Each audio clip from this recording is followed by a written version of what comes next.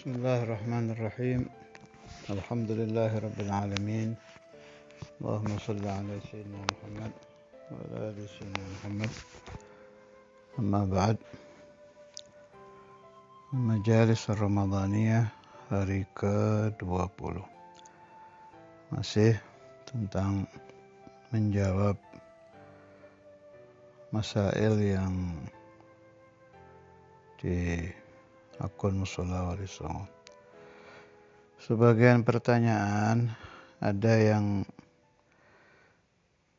beda sedikit kalimat, jadi jawabannya sama saja, tinggal disambung-sambungkan saja sama yang dengar ya. Ada pertanyaan-pertanyaan yang mirip-mirip. Pertanyaan tentang didatangi guru di dalam mimpi. Iya sih, Ustadzul Imam itu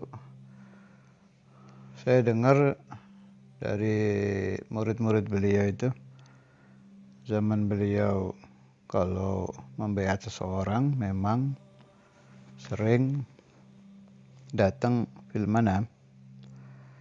Jadi tingkatannya begini ya, isyarah itu satu lewat mimpi, yang saya pahami dari keterangan-keterangan Ustadzul Imam dulu, disebut ru'ya salihah, yaraha ar-rajulu salih au turalahu. Ini pembahasannya sangat banyak di Mushola Wali Songo, silakan dicari sendiri. Sangat sering saya membahas tentang ini, tentang ru'ya salihah. Kemudian kedua fahwaniyah. Fahwaniyah itu antara tidur dan tidak. Untuk mimpi dan fahwaniyah, kebenarannya tinggal dikembalikan kepada syariat, isyarahnya. Hanya kalau mimpi jelas ada takwil ya, ada takwilnya. Cara mentakwil apa? Sudah lengkap. Nah, saya terangkan dulu bolak-balik di akun Mushola Wali Songo, tinggal dicari. Cara mentakwil bagaimana, pembahasan mimpi, syarat mimpi yang benar, wahwaniyah sampai yaqadzah, sudah ada semua, tinggal dicari aja. Kemudian pertanyaan selanjutnya, cara untuk istiqomah. Jadi istiqomah itu kita pahami dulu, istiqomah itu apa. Kalau yang Anda maksud istiqomah di dalam ibadah zahir, maksudnya kayak sholat sunnah, baca sholawat, baca dalail, baca Quran, itu obatnya cuma satu, sudah diterangkan sama ulama-ulama. Mengobati nafsu malas itu dawa'uha mukhalafatuha, hanya satu, dilawan, nggak ada lagi, udah dipaksa, itu aja, ada obat lain. Pemaksaan ini tambah hari menjadi tambah ringan. Kalau sudah sampai arba'ina yauman, ghaliban biasanya ya, nggak semua orang sama, biasanya menjadi adah. Itu yang dimaksud ta'awwadu bil khair fa innal khairu adah. Biasakan berbuat baik, karena kebaikan itu bisa dijadikan adat. Kalau sudah terbiasa ya nggak berat lagi. Malah kata Al-Imam Al-Qutb Al-Habib Ahmad bin Hasan Attas, kalau sudah kita bisa memaksa hawa nafsu sampai 40 hari, sudah menjadi adat, saya yastati'u tarkah, tidak akan bisa dihilangkan lagi. Jadi begitu ya, untuk awal dipaksa sampai 40 hari. Setelah 40 hari, insya Allah sudah menjadi adat. Kalau sudah menjadi adat, malah Anda tidak akan bisa meninggalkan itu. Nggak enak rasanya kalau nggak dikerjakan. Selanjutnya, hati yang tidak tersentuh kalau melihat aulia atau nasihat, itu namanya qalbun qasi. Wa inna ab'ada qulubin nasi min rabbina ar-rahimi qalbun qasi. Hati yang paling jauh dari Allah Ta'ala adalah hati yang qasi, hati yang keras. Itu tandanya hati yang keras itu begitu. Kita lihat fotonya Kubarul Aulia biasa-biasa saja, ketemu orang-orang yang dekat sama Allah nggak ada rasa, dengar nasihat nggak ada hentakan untuk berubah, itu namanya hati Anda sedang keras. Sebab terjadinya hati keras itu min kathratil ma'asi. Jadi hati itu kalau maksiat satu kali ada titik hitam satu, maksiat lagi satu lagi, terus kalau sudah penuh dinamakan galbun gasi, hati yang keras. Bisa diobati, masih bisa. Pengobatannya bagaimana? Bikathratis salati wat ta'ati wa tarki ma lin nafsi min syahwati. Banyak melakukan taat, banyak melakukan sholat sunnah. Amalkan itu, sholat sunnah saya dari subuh ke subuh itu, semampu Anda. Itu nanti pelan-pelan mulai bersinar, bersih, sampai hilang itu galbun ghasyih. Berubah menjadi galbun munawwar, hati yang terang, yang ringan kalau diajak beribadah. Pertanyaan selanjutnya sama saja tadi ya. Cara membuat hati bersih dengan cara menghilangkan galbun ghasyih, satu jawaban. Bagaimana supaya ada asar kalau membaca dalailul khairat? Jadi katanya ini baca dalail rajin tapi masih suka maksiat, melihat wanita apa segala macam. Jadi di dalail itu kan ada syairnya itu, di halaman depan apa tengah saya lupa, itu bunyinya begini. Wa idza ra'aita an-nafsa minka tahakkamat wa ghadat taquduka fi ladhash syahawati wasrif hawaha bis salati muwadhiban la siyama bidalailil khairati kun mutamassikan walzam qira'ataha tanal ma tabtaghi wa syawarigul anwar laihatun biha fattarku minka laha akhi la yanbaghi. Wa idza ra'aita an-nafsa minka tahakkamat. Kalau kamu melihat nafsu kamu itu udah matang, udah nggak bisa diapa-apakan lagi, udah kekuasaan penuh ada di nafsu. Si nafsu itu menuntun kamu untuk melakukan syahwat-syahwat. Maunya berubah sudah dari Abdullah menjadi Abdul Nafs, menjadi Abdul Hawa. Itu cara menghilangkannya bagaimana? Lawan hawa nafsu itu dengan istiqomah membaca sholawat, terutama dengan membaca sholawat dalailul khairat. Nah, bidalailul khairati kun mutamassikan. Berpegang teguhlah engkau dengan dalail, istiqomah baca, tanal ma tabtaghi. Ingin apa saja sama Allah Ta'ala akan diberikan.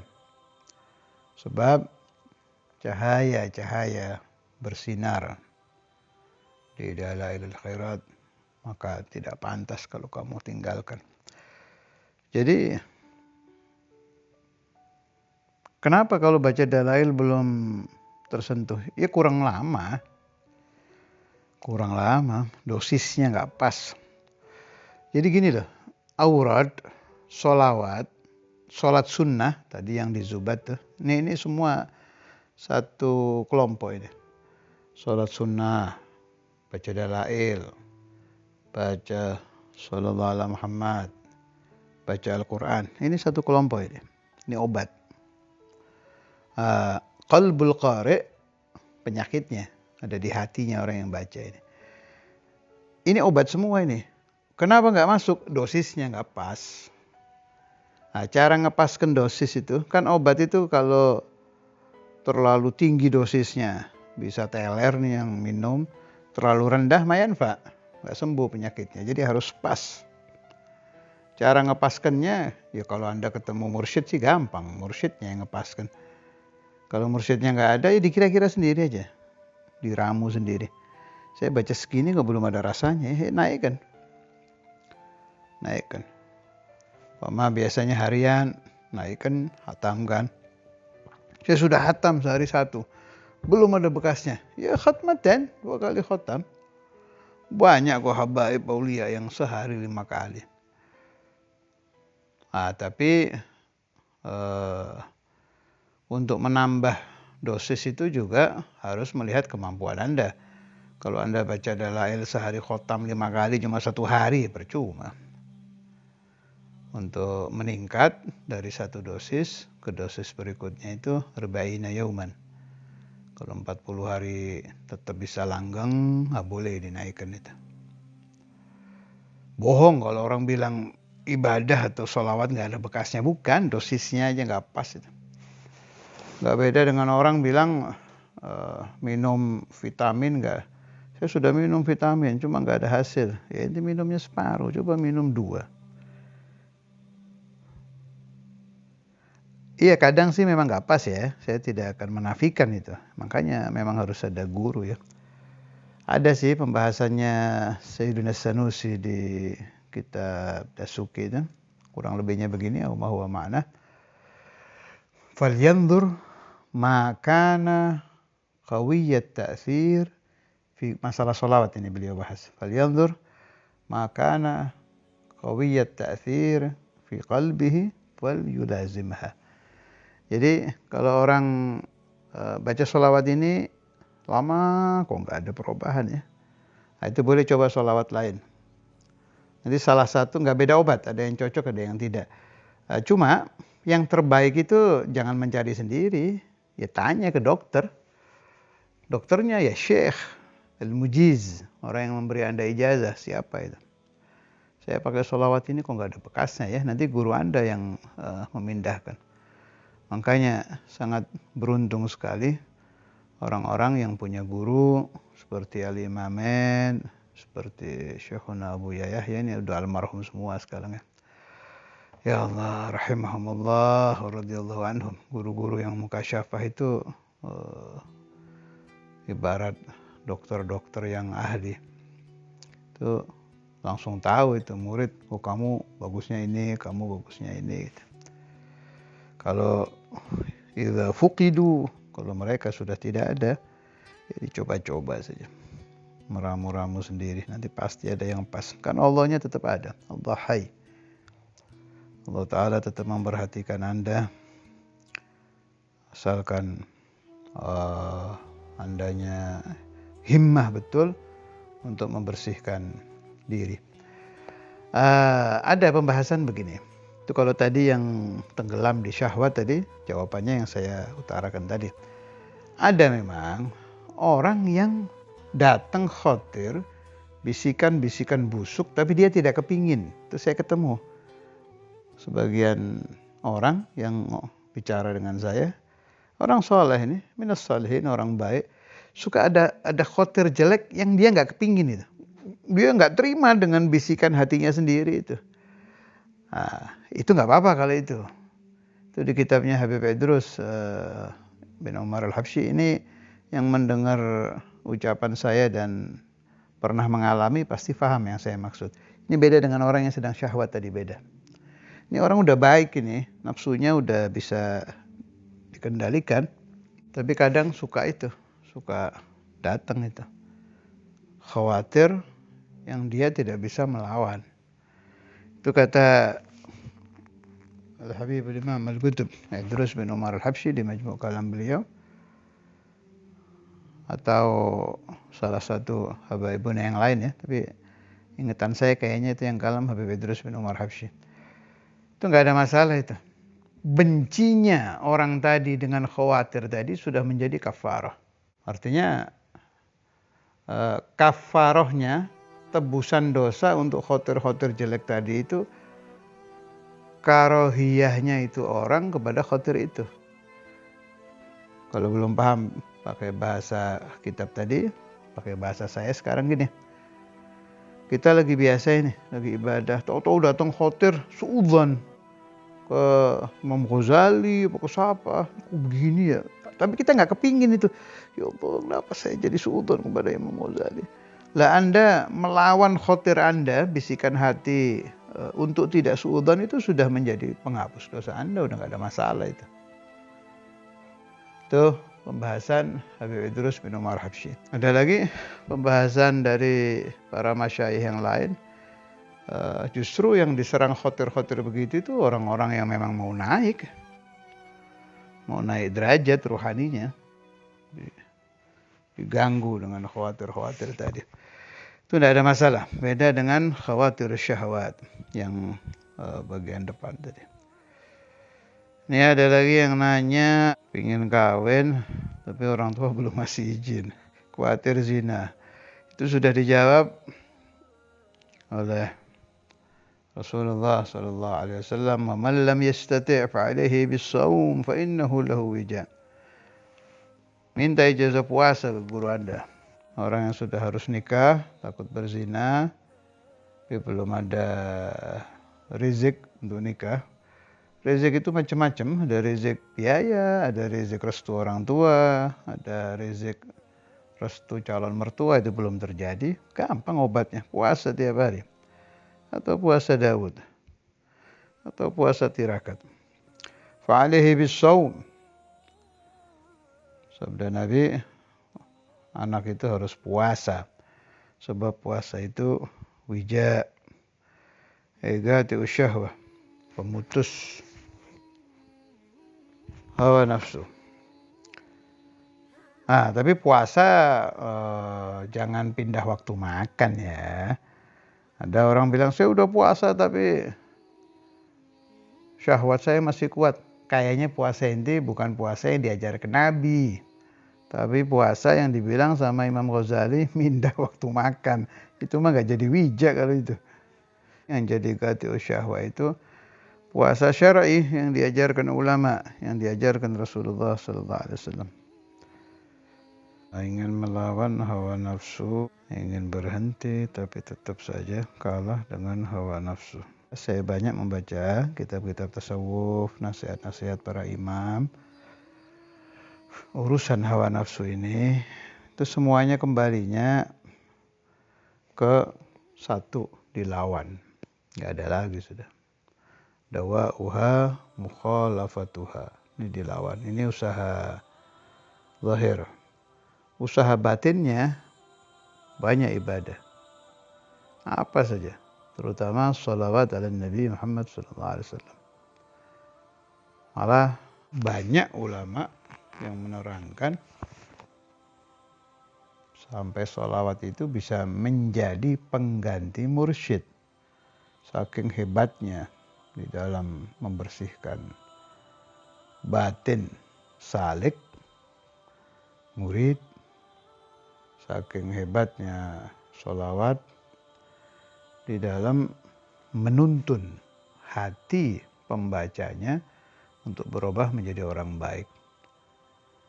Memang ada lagi pendapatnya ahli-ahli tasawuf juga, banyak zikir. Tapi kenapa saya lebih sering mengajarkan sholawat? Sebab kalau zikir ini harus dituntun ya. Masuk thariqah, dituntun mursyid, ada latifah ini, latifah itu.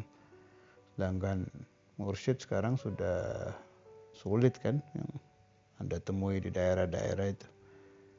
Yang benar-benar bisa mengajarkan zikir. Jadi udah paling enak sholawat aja. Teruskan. Tambahan dari saya, perbanyak ziarah ke makam aulia. Berdoa di situ. Kalau Anda ada biaya ya umrah. Kalau nanti sudah dibuka lagi. Berdoa di tempat-tempat mustajab, terutama di Raudhah, di Muwajah, depan makam Rasulullah SAW, di tempat-tempat yang doa tidak akan ditolak. Di situ Anda minta supaya Anda bisa menjadi penunggang kuda yang baik. Kuda itu ibarat nafsu, penunggangnya Anda. Sebab nafsu itu binal ya, harus dikekang. Ini nggak jelas juga pertanyaannya, larinya ke nafsu apa. Kalau lebih spesifik, ulama lebih jelas lagi menerangkan. Kalau nafsunya perempuan berarti ini obatnya. Tapi secara global, assalatu ala Rasulillah sallallahu alaihi wasallam menjadi dawa dari segala jenis nafsu. Kemudian ini ada yang nanya cara menghilangkan malas. Sama saja, sudah saya terangkan tadi. Malas itu salah satu sifat nafsu. Lalu